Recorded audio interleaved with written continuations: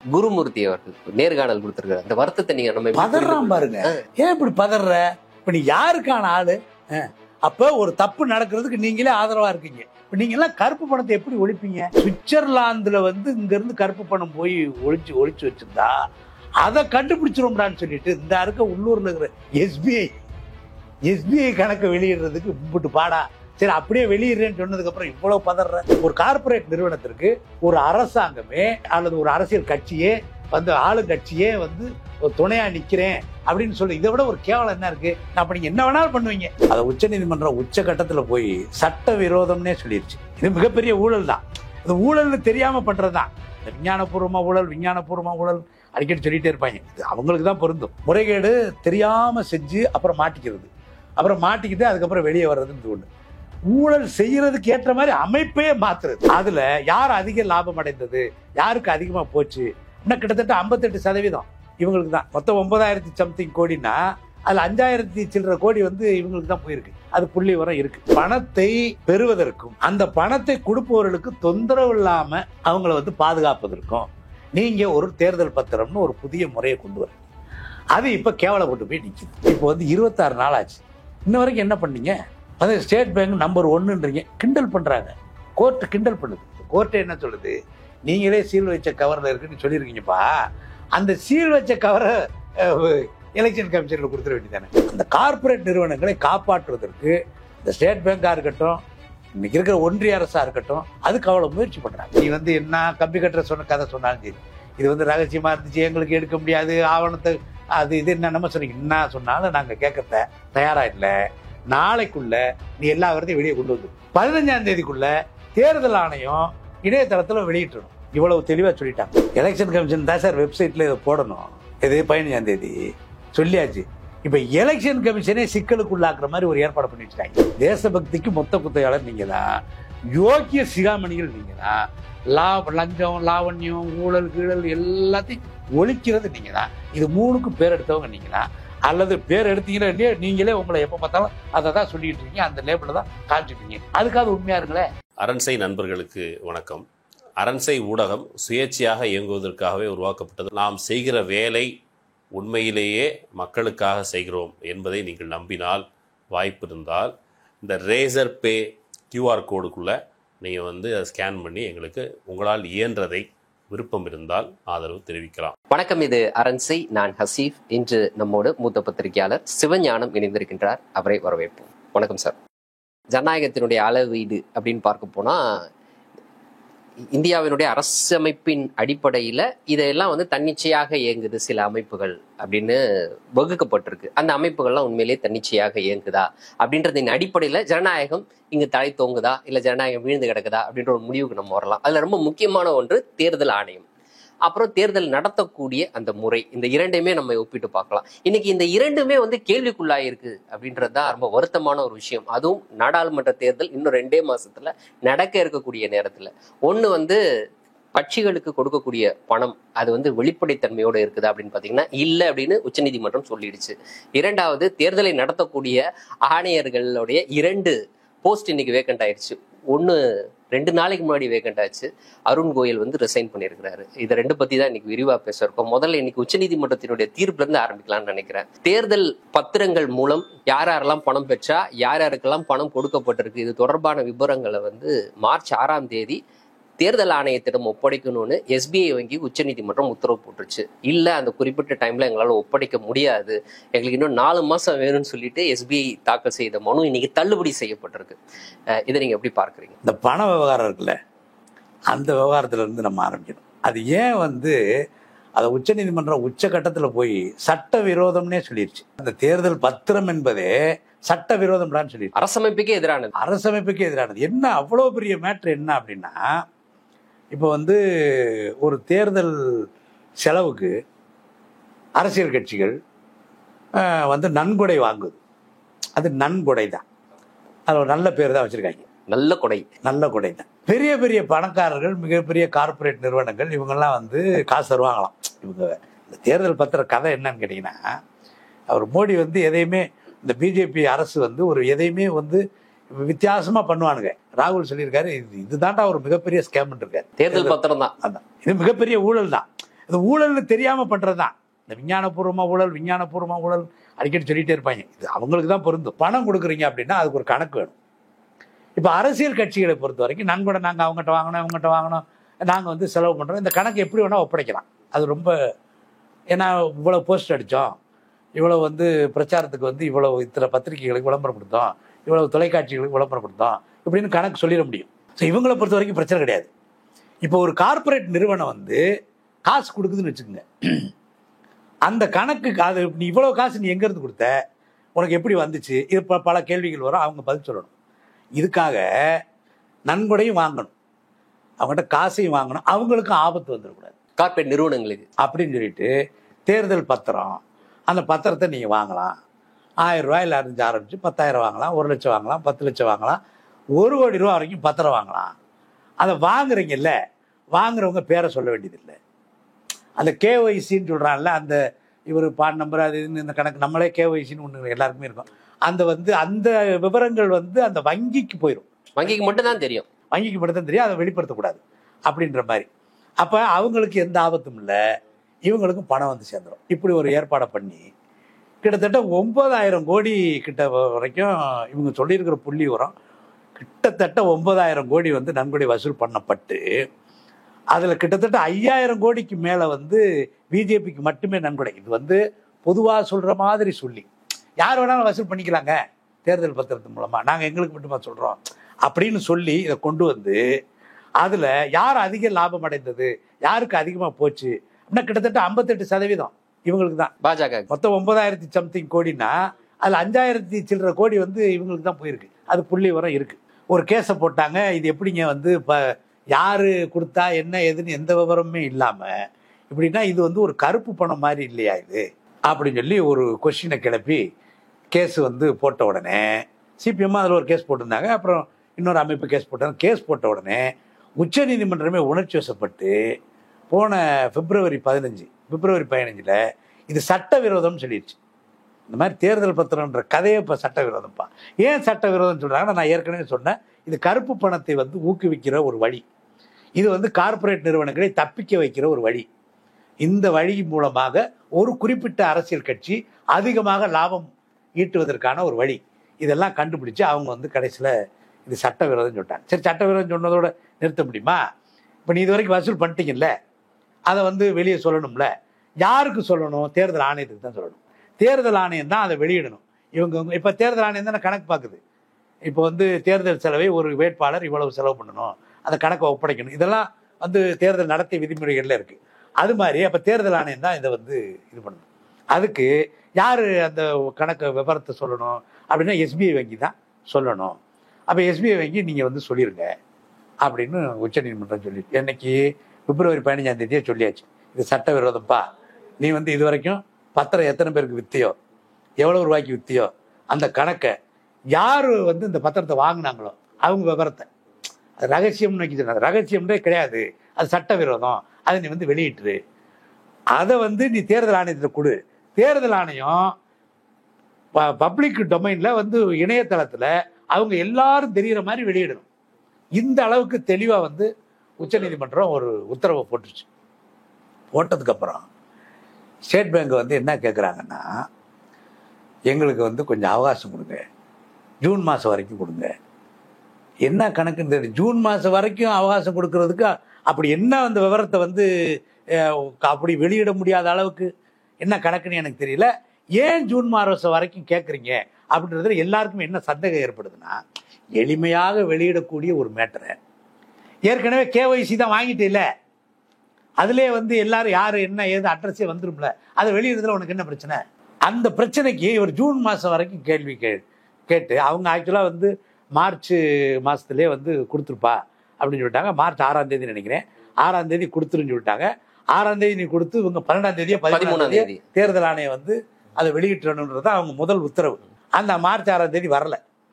இது வந்து உச்சநீதிமன்றத்தினுடைய தீர்ப்பு வந்து மீறின செயலாக இருக்குது. அப்போ உச்சநீதிமன்றத்தினுடைய தீர்ப்பு அவமதிக்கிற மாதிரியா இருக்குது அப்படின்னு சொல்லிட்டு நீதிமன்ற அவமதிப்பு வழக்கு மறுபடியும் தொடர்ந்து அப்புறமேல் வந்து திரும்ப வந்து ஸ்டேட் பேங்க்கு இன்னைக்கு வந்து அந்த ஹரிசால்வேன்னு ஒருத்தர், அவர் தான் வந்து அந்த அந்த வங்கிக்கு ஆதரவா வந்து ஸ்டேட் பேங்க் ஆதரவா வாதாடுறாரு. அவர் என்னென்ன என்னென்ன கம்பி கட்டுற கதையெல்லாம் சொல்றான் பாருங்கன்ற மாதிரி என்னென்ன கதையெல்லாம் சொல்றாருன்னா, ஏங்க இது வந்து முதல்ல வந்து ரகசியம்னு சொன்னாங்க. அதனால நாங்கள் இப்போ அந்த ரகசியத்திலேருந்து அது என்ன பூட்டா, ரகசிய பூட்டு போட்டுட்டேன், இப்போ இந்த பூட்டை திறக்கிறதுக்கு சாவியை தேடுவியா? அவர் சொல்றாரு ரகசியம் சொல்லிட்டாங்க, அதனால் இப்போ திருப்பியும் நம்ம வந்து அதை வந்து சரி பண்ணி அதை எடுக்கிறதுக்கு எங்களுக்கு கொஞ்சம் நாள் ஆகும். நம்ம உச்சநீதிமன்றம் கேட்குது, எப்போ பிப்ரவரி 15 சொல்லிட்டோம், அதுக்கப்புறம் இப்போ வந்து 26 நாள் ஆச்சு, இன்ன வரைக்கும் என்ன பண்ணீங்க? அது ஸ்டேட் பேங்க் நம்பர் 1ன்றீங்க, கிண்டல் பண்ணுறாங்க, கோர்ட்டு கிண்டல் பண்ணுது. ஸ்டேட் பேங்க் நம்பர் 1ங்கிறீங்க, இதை வந்து உங்களால் வெளியிட முடியாதா? இன்னொரு விஷயம், கேவைசி எல்லாருக்குமே தெரிஞ்சிருக்கு. சாதாரணமாக வங்கியில் கணக்கு வைத்திருக்கிற எல்லோருக்குமே தெரியும். பேன் நம்பரு, பேர், அட்ரஸு, இப்படி அடிப்படை விவரங்கள் இருக்கு பாருங்க. அந்த அடிப்படை விவரத்தை வாங்கிட்டீங்க நீங்கள். அதுலேயே யார் என்ன கம்பெனி கொடுத்துருச்சுன்னு தெரிஞ்சு போச்சு. மொத்தமே வந்து ஸ்டேட் பேங்க்கில் ஒரு 28 கிளை 29 கிளையிலையும் தான் இந்த பணமே, இந்த பத்திரங்களே விநியோகிக்கப்பட்டிருக்கு.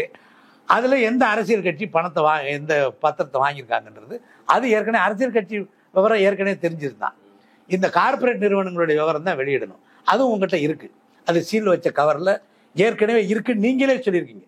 கோர்ட்டை என்ன சொல்லுது, நீங்களே சீல் வச்ச கவரில் இருக்குன்னு சொல்லியிருக்கீங்கப்பா, அந்த சீல் வச்ச கவரை எலெக்ஷன் கமிஷனில் கொடுத்துட வேண்டியதானே. அது ஏன் இவ்வளவு தயக்கம் அப்படின்னா வேற ஒரு காரணம் இல்லை. நமக்கு ஏன் அவ்வளோ சந்தேகம் வருது? ஏன் ஒரு காரணம் இல்லை.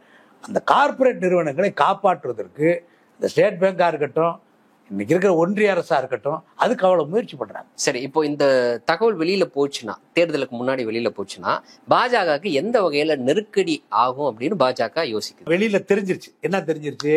யார் எவ்வளவு நன்கொடை வாங்கினாங்கன்றது தெரிஞ்சு, யார் அதிகமா வாங்கியிருக்கான்ற வரைக்கும் தெரிஞ்சிருச்சு. அது வரைக்கும் தெரிஞ்சிருச்சு. இப்ப யாரு கொடுத்தா அப்படின்னு ஒரு கேள்வி வந்துச்சுன்னா, நீ யாராருக்கெல்லாம் கொடுத்த அவர் வரும்ல, அதான் நீங்க துறைமுகத்தை கொடுத்துட்ட, அதுக்கு பதிலுக்கு உனக்கு கொடுத்தாரா? அடுத்த கேள்வி வரும்ல. துறைமுகத்தை கொடுத்த, ஏர்போர்ட்டை கொடுத்த, அவன் வந்து ஈஸியாக அவன் ஒரு கணக்கு என்ன சொல்றான்னா, போதைப் பொருள்லாம் ஈஸியாக அவன் துறைமுகம், அவன் ஏர்போர்ட்டு, அவன் ஆட்டோமேட்டிக்காக அதில் போதைப் பொருளை கடத்திக்கிட்டு இருக்கான்டா குஜராத்தில் அப்படின்னு இப்போ ஒரு கதை ஓடிட்டு இருக்கு. எந்த அளவுக்கு உண்மை பொய்ன்றது வேற. ஆனால் அதுக்கு சாத்தியம் இருக்கானா? இருக்குல்ல. வாய்ப்பு இருக்கானா? இருக்குல்ல. அதுக்கேற்ற மாதிரி மிகப்பெரிய அளவுக்கு போதைப் பொருட்கள் அதானியோட முன்ரா போர்ட்ல கைப்பற்றப்பட்டிருக்கு கடந்த காலங்கள்ல. வாய்ப்பு இருக்குல்ல. அதே மாதிரி இந்த ஒரு 4 நாளைக்கு முன்னாடி செய்தியில் வந்து இங்கேருந்து ஒருத்தர் நாமக்கல்ல வந்து ஏதோ போதை மருந்து அந்த மாத்திரை விற்கிறவர் யாரான்னு சொல்லி தேடி பிடிச்சி குஜராத்தில் போய் கைது பண்ணி வந்திருக்கு நம்ம போலீஸ். குஜராத்தில் தான் ஒருத்தர் பிடிச்சிட்டு வந்திருக்கு, நீ தான்ப்பா இங்கே சப்ளை பண்ணியிருக்கேன், அவங்க தான் இங்கே சப்ளை பண்ணியிருக்காங்க அப்படின்னு. இப்போ இந்த மாதிரி யாருக்கு வந்து கொடுத்த, அப்போ யார் உனக்கு பணம் கொடுத்தா, எதுக்கு கொடுத்தா? இந்த நன்கொடை எது கொடுப்பீங்க? சும்மா கொடுத்துருவீங்களா? கார்பரேட் நிறுவனம் சும்மா கொடுத்துருமா? ஒரு ஒரு ஒரு கவர்மெண்ட்ல இருக்கிற ஒரு அரசியல் கட்சிக்கு சும்மா கொடுத்துருமா? அப்ப நீங்க பணத்தை பெறுவதற்கும் அந்த பணத்தை கொடுப்பவர்களுக்கு தொந்தரவு இல்லாம அவங்கள வந்து பாதுகாப்பதற்கும் நீங்க ஒரு தேர்தல் பத்திரம்னு ஒரு புதிய முறையை கொண்டு வரீங்க. அது இப்ப கேவலப்பட்டு போய் நிக்குது. அது கோர்ட்டே அடிச்சு நொறுக்கிருச்சு. இப்ப கடந்த ஒரு 4-5 ஆண்டுகள்ல மிகப்பெரிய பொதுத்துறை நிறுவனங்கள்லாம் விற்கப்பட்டிருக்கு. அதுல ரொம்ப குறிப்பிட்டு சொல்லணும்னா இந்தியன் ஏர்லைன்ஸ் விற்கப்பட்டிருக்கு டாடா கிட்ட.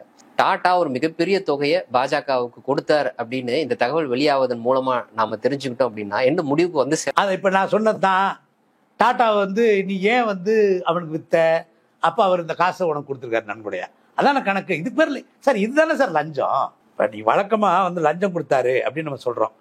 அதுக்கு ஒரு 10 ரூபா லஞ்சம் கொடுத்தாரு, 1000 ரூபா லஞ்சம் கொடுத்தாரு, 500 ரூபா லஞ்சம் கொடுத்தாரு, லைசன்ஸ் எடுக்கிறதுக்கு இதை கொடுத்தாரு, இதை கொடுத்தாரு. நீ ஒரு பெரிய அளவுல அது அந்த லஞ்சம்ன்ற பேரை நன்கொடைன்ற பேர்ல, அதை பத்திரம்ன்ற பேர்ல ஒரு நாகரிகமான வந்து வடிவங்கள்ல நீங்க அதை கொடுக்குறீங்க. அதான அது இதெல்லாம் அம்பலப்பட்டுரும், இதெல்லாம் எதிர்கட்சிகள் பேச ஆரம்பிச்சிருவாங்க தேர்தல் நேரம். இதனாலதானே நீங்க இது பண்ணீங்க. இப்போ வந்து உச்ச நீதிமன்றம் என்ன சொல்லிருச்சு, இதுக்கு டைமே இல்லடான்ருச்சு. நாளைக்கே நீ வந்து எஸ்பிஐ வந்து மொத்த விவரத்தையும் நீ வந்து என்ன கம்பி கட்டுற சொன்ன கதை சொன்னாலும் சரி, இது வந்து ரகசியமா இருந்துச்சு, எங்களுக்கு எடுக்க முடியாது, ஆவணத்தை அது இது என்ன சொன்னீங்க, என்ன சொன்னாலும் நாங்கள் கேட்க தயாரா இல்லை. நாளைக்குள்ள நீ எல்லா விவரத்தையும் வெளியே கொண்டு வந்துரு. 15ஆம் தேதிக்குள்ள தேர்தல் ஆணையம் இணையதளத்தில் வெளியிட்டணும். 15ஆம் தேதி சாயந்தரம் 5 மணிக்குள்ள. இவ்வளவு தெளிவா சொல்லிட்டாங்க. இப்ப அது வந்துருச்சுன்னா நீங்க சொல்றதா நடக்கும். எல்லாத்தையும் ஒரு பேர்லாம் வந்துரும்ல. அப்ப அந்த பேர்ல இருக்கிறவர் என்ன செஞ்சாரு, ஏன் கொடுத்தாரு, அந்த கொடுத்தவருக்கு என்ன நடந்துச்சு, அவருக்கு லாபம் வரக்கூடிய அளவிற்கு அவருக்கு சாதகமாக இந்த அரசு என்ன முடிவெடுத்தது, இத்தனை வரும் தேர்தல் நேரத்தில். இந்த ஆபத்து வேணான்னு தான் அவங்க எவ்வளவு முயற்சி பண்ணி பார்த்தாங்க. இப்போ வந்து சிக்கல்ல மாட்டிக்கிட்டாங்க. இதுக்கிடையில வந்து இந்த சமூக வலைதளங்கள்ல இந்த தீர்ப்பு தொடர்பா சில மீம்ஸ்லாம் வர்றதை நம்ம பார்க்க முடியுது. அதுல ஒண்ணு நான் சொல்றேன், உண்மையிலேயே வந்து இது வெறும் மீம்ஸா எடுத்துக்கலாமா, இல்ல இதற்குள்ள உட்பொருத்தி இருக்கக்கூடிய அர்த்தம் என்ன அப்படின்றதையும் நம்ம சேர்த்து பார்க்கணுமா அப்படின்ட்டு நிர்மலா சீதாராமன் அவர்கள் ரொம்ப வருத்தத்தோட இந்த தீர்ப்புக்கு பிறகு வருத்தத்தோட சொல்லக்கூடிய மாதிரி ஒரு கருத்து பரவுது. இதுக்குதான் நான் அப்பவே சொன்னேன் எஸ்பிஐயும் வித்துடலாம் அப்படின்னு சொல்லிட்டு, யாரும் கேட்கல. ஆமா, அதாவது இந்த மீம்ஸ் எப்படி பாக்குறீங்க? ஒண்ணு பொதுத்துறைனா நான் சொல்றது பொதுத்துறைன்றது கிடையாது, ஏன் துறை அது. அது ஒன்றிய அரசினுடைய, அல்லது ஒன்றிய அரசுன்னு கூட சொல்லக்கூடாது, ஒன்றிய அரசு நாளைக்கு யார் வேணா ஆட்சிக்கு வரலாம், அது இப்போ மேட்ரு கிடையாது. அதனால வந்து எங்க துறை பிஜேபியுடைய துறையா இருக்கணும். இருந்தா இப்படி இருங்க, இல்லையா நீங்க பொதுத்துறையாவே இருக்கக்கூடாது. எங்களுக்கு நாங்க யார்கிட்ட கொடுக்க சொல்றோமோ அங்க கொடுத்துருங்க. இந்த கணக்குக்கு தானே வர்றீங்க. இப்ப இதெல்லாம் வந்து சார் நீங்க வந்து ஒரு கிண்டல் பண்றாங்க, கேலி பண்றாங்க, மீம்ஸ் இது பண்றாங்க வைக்கிறாங்கன்னா உண்மையோ பொய்யோ, இப்படிப்பட்ட நிலவரம் வர்றதுக்கு யார் காரணம்? இப்படி ஒரு மீம்ஸ் எல்லாம் வருது அப்படின்னா நீங்க உங்களுடைய நடத்தை அப்படி இருக்கு. சும்மா கிண்டல் பண்ணுவாங்களா? காரணம் இல்லாம இப்படிப்பட்ட ஒரு எண்ணமே வராது. நீங்க ஏற்கனவே அது செஞ்சீங்களே, இந்த பேங்க் தூக்கி அந்த பேங்க்ல போடு, அந்த பேங்க் தூக்கி இந்த பேங்க்ல போடு, இந்த பேங்க் அந்த பேங்க் ஒன்னாக்கு, இந்த கதையெல்லாம் நீங்க பண்ணீங்கல்ல, அது கொஞ்சம் நஞ்ச வேலையா பண்ணீங்க. அதே போல வந்து எதெல்லாம் வந்து பொதுத்துறையா இருந்ததோ அதெல்லாம் தனியாருக்கு கொஞ்சம் கொஞ்சமா வித்துக்கிட்டு தானே இருக்கீங்க. அது நடந்துட்டு தானே இருக்கு. அப்ப அதை அதுக்கு அது எல்லாருக்கும் அந்த சந்தேகம் வரதானே செய்யும். இப்ப நாளைக்கு கூடுதலாக போகுது இந்த சந்தேகம்.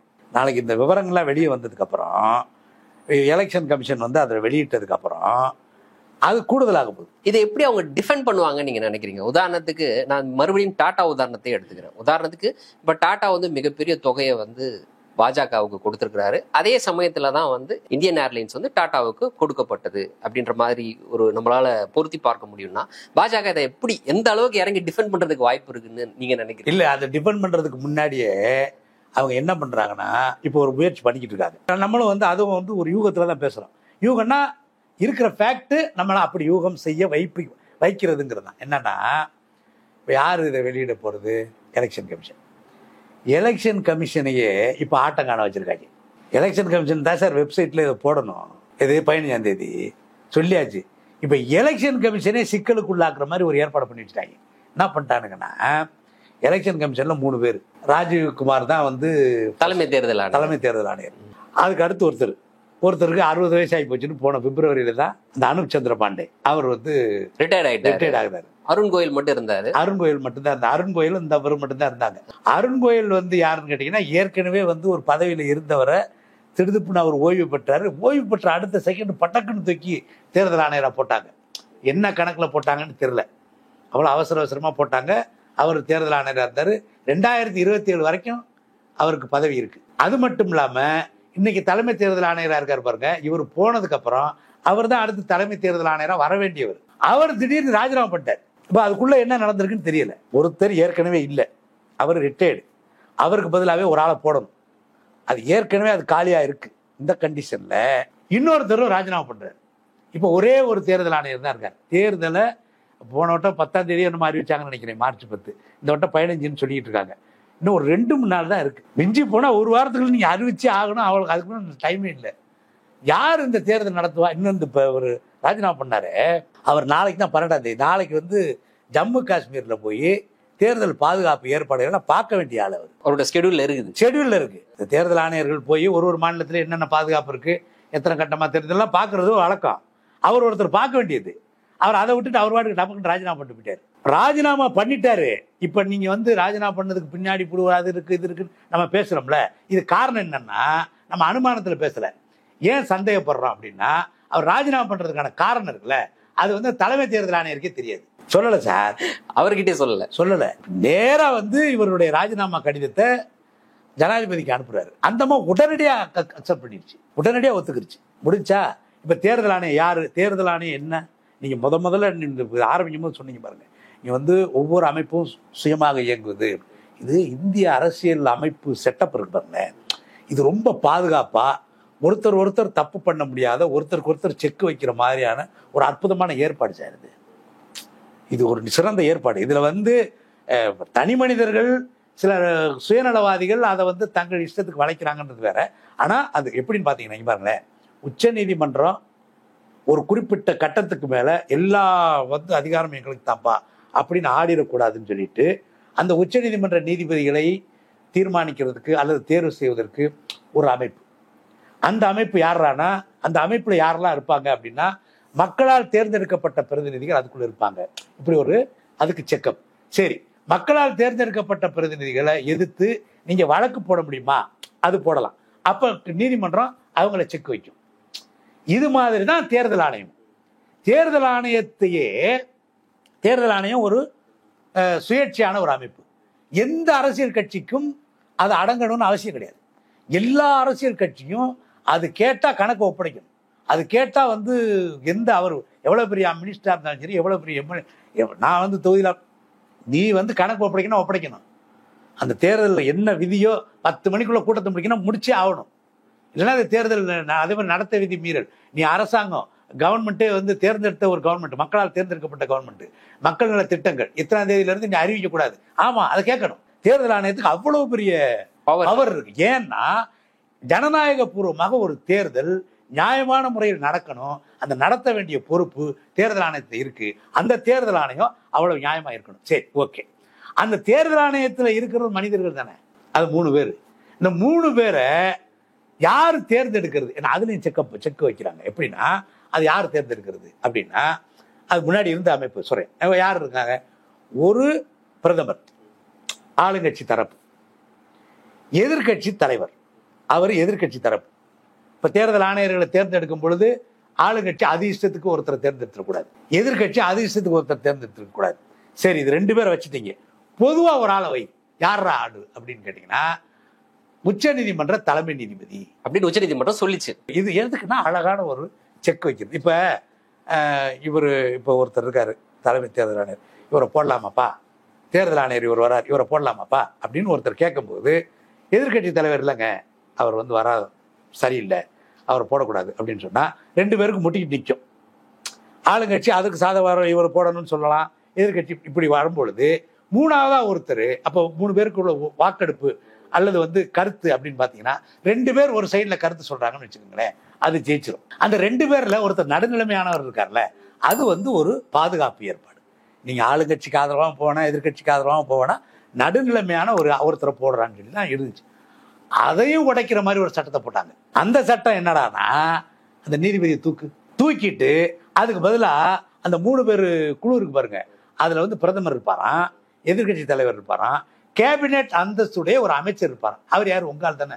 இப்ப 3 பேர் இப்ப ஓட்டெடுப்பு விடுற ஏதோ மாற்று கருத்து வந்துருச்சு, இந்த தேர்தல் ஆணையரை போடக்கூடாது, தலைமை தேர்தல் ஆணையரை இவரை போடக்கூடாது, ஏதோ ஒரு மாற்று கருத்து வந்துச்சு. வாக்கெடுப்பு கூட்டா என்ன நடக்கும்?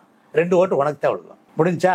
இது வந்து அழகான ஒரு செட்டப்பு, ஒரு உருப்படியான செட்டப்பு, ஒருத்தருக்கு கண்காணிக்கிற மாதிரி, ஒருத்தர் செக் வைக்கிற மாதிரி ஒரு ஏற்பாடு இருந்தா அந்த ஏற்பாட்டையே உழைக்கிறது, அவர்கள் சாதகமாக மாத்திக்கிறது. ஊழல் செய்வதோ அல்லது முறைகேடு செய்வதோ இவங்க தான் சார் புதுசா ஒரு கண்டுபிடிச்சிருக்காங்க.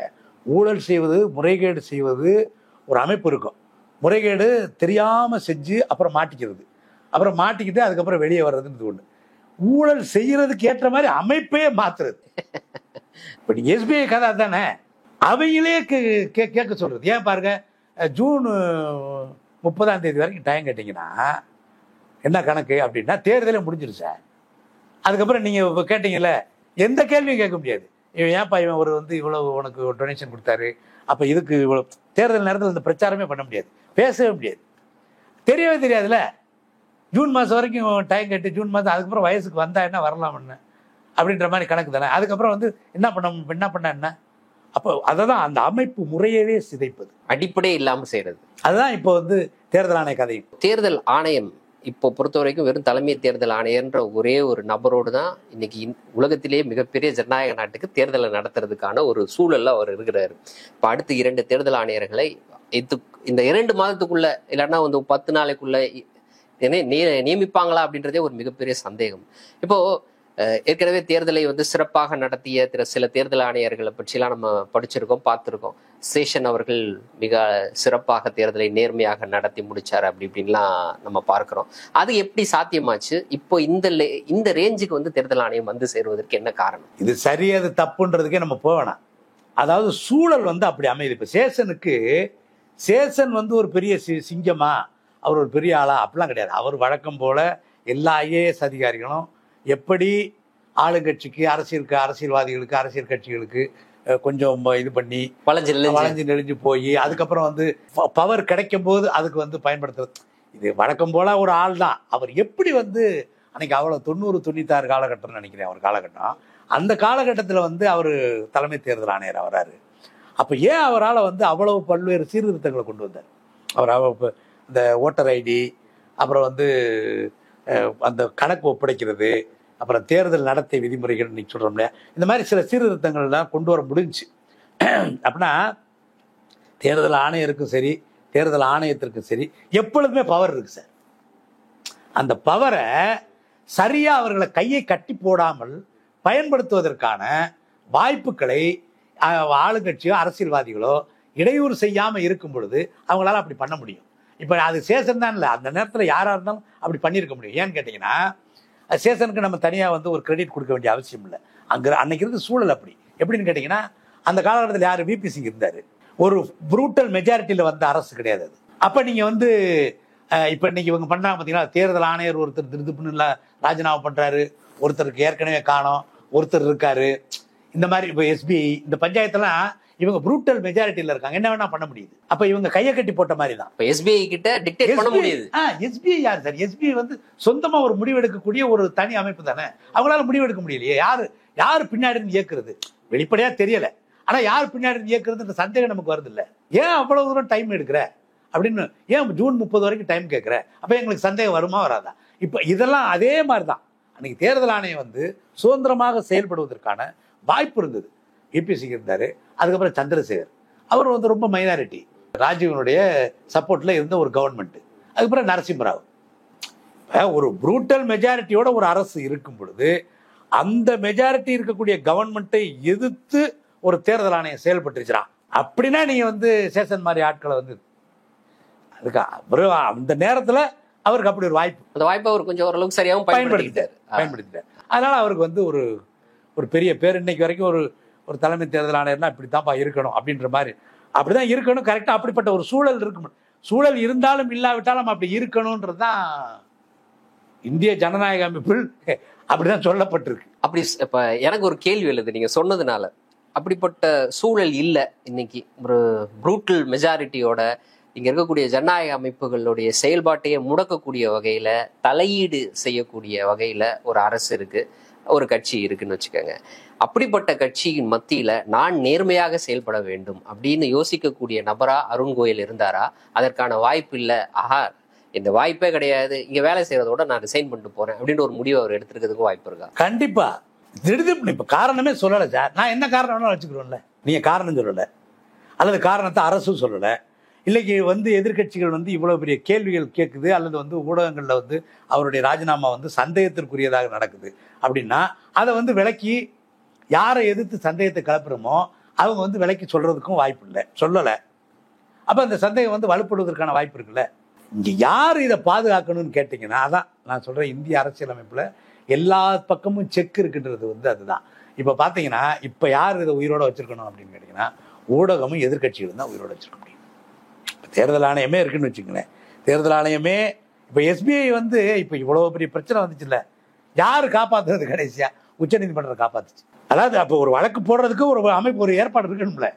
அப்படி அதுக்கே வாய்ப்பு இல்லைன்னு வச்சுக்கோங்க, என்ன பண்ண முடியும்? ஒரு வழக்கு போடுறது, அதுக்கப்புறம் ஊடகங்கள் வந்து அதை வந்து பெருசாக்குனது, அதுக்கப்புறம் எதிர்கட்சிகள் அதை பற்றிய கேள்வி எழுப்புனது, இது எல்லாம் சேர்ந்து இப்படி ஒரு இடத்துல வந்து நம்ம நிக்கிறோம். ஜனநாயகம் இன்னும் செத்து போகவில்லை அப்படின்ற ஒரு நம்பிக்கைக்குரிய ஒரு வாய்ப்பு. அதே போலதான் நாளைக்கு எதிர்கட்சிகளும், நாளைக்கு ஒன்றும் இல்லை சார், இப்போ இந்த 2 பேரை போடுறாங்க, அவங்களுக்கு ஆதரவாளர்கள் போடலாம், எது வேணால் நடக்கலாம், அது போடாமலே விட்டுறலாம், ஒரே ஒரு தேர்தல் ஆணையரே இருக்கலாம்.